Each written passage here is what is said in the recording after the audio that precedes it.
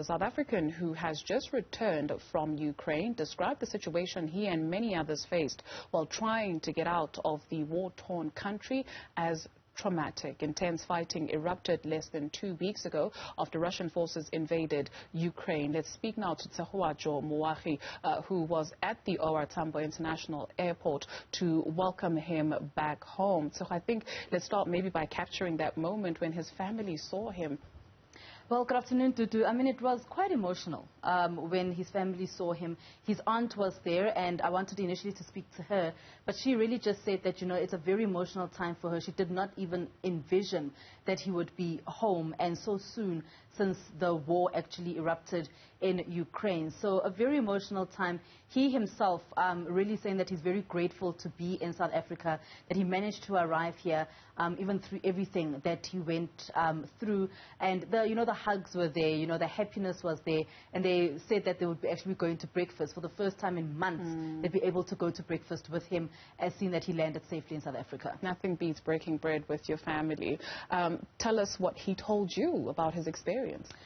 Very traumatic, even for him to tell me what he said to us at the airport. It was quite traumatic to hear him saying how, of course, because of the color of his skin, he struggled to get into Poland. He was pepper sprayed. He was told that he cannot go through the border of Poland, and many other things, that he describes to us. But he said the most traumatic thing for him was actually jumping over dead bodies. You see the people lying on the floor, and there's nothing that he can do. It was traumatic for him when that first bombshell actually hit Kyiv, where he stayed, and the first thing that he thought with the people that he was with was, let's get food, find a shelter, and then we take it from there. And he did not envision that he was going to actually make it to South Africa, and especially so quickly after this war erupted.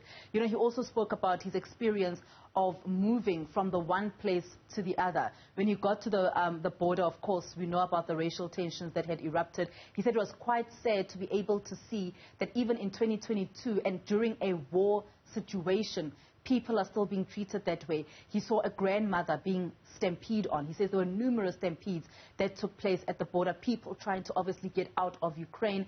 He also spoke about how there was a father who just took his child and threw him over the fence. Because he was not able to get through. The mom and this other family had gone through, but he was not able to get through because Ukrainian men between the ages of 18 and 60 have been requested to stay in Ukraine and fight. So he just threw his child over the border, hoping that someone will catch him on the other end. So those are just some of the issues, some of the things that he experienced on his way getting out of Ukraine and even into Poland, and he says things kind of smoothed out when he got into Poland. So he moved from Kyiv to Lviv, and then from there he went into Poland. From Poland he then went to Berlin, and from Berlin to Doha, and then South Africa. But let's just take a closer listen to what more he told us about his experiences. I feel very relieved. It was a very traumatizing experience, and it really took a lot for me to be where I am right now. And I can only be grateful to the grace of God to me being here, because I have a lot of peers that I left back there whose families haven't really been able to provide the same resources mine have.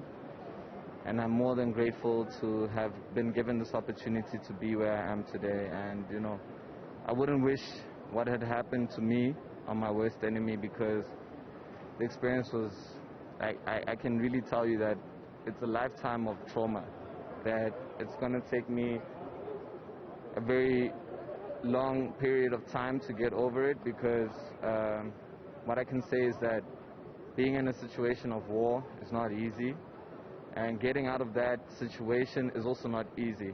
It's a lot of money, it's a lot of manipulation, it's a lot of people taking advantage of you, and also the fact that the color of my melanin affected the process of me getting over the border, which really brought the most trauma to me.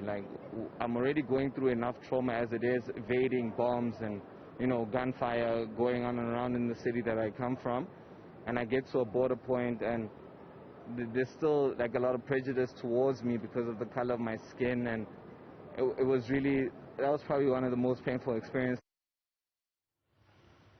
Well, make it home. He did. Tshegohaco, and all he wanted to do was work. Did he tell you what's the first thing he's going to do when he just gets home? I mean, he says that he wants to go to his grandmother. He wants to see her because he grew up with her, and he says that her messages and messages from other family, of course, kept him going. But that's the first thing that he says he wants to do. He wants to go see his grandmother, just to hug her and to hold her and to thank her, really, for the support that she gave him during this time. But then, of course, I asked what is the plan then going forward, and he says he's just going to hit the ground running. He's going to try find a job in South Africa. But get this, to do, they actually like to go back to Berlin because he met some people there, and he feels that, you know, the possibilities or the opportunities in South Africa are not as wide-ranged as what you would find in Europe. So he'd like to go back to Berlin and hopefully get a job there. An economic migrant, if you will. But I love the going back to the grand and collecting those blessings. Thank you very much, Tshegohaco Moagi, for that update.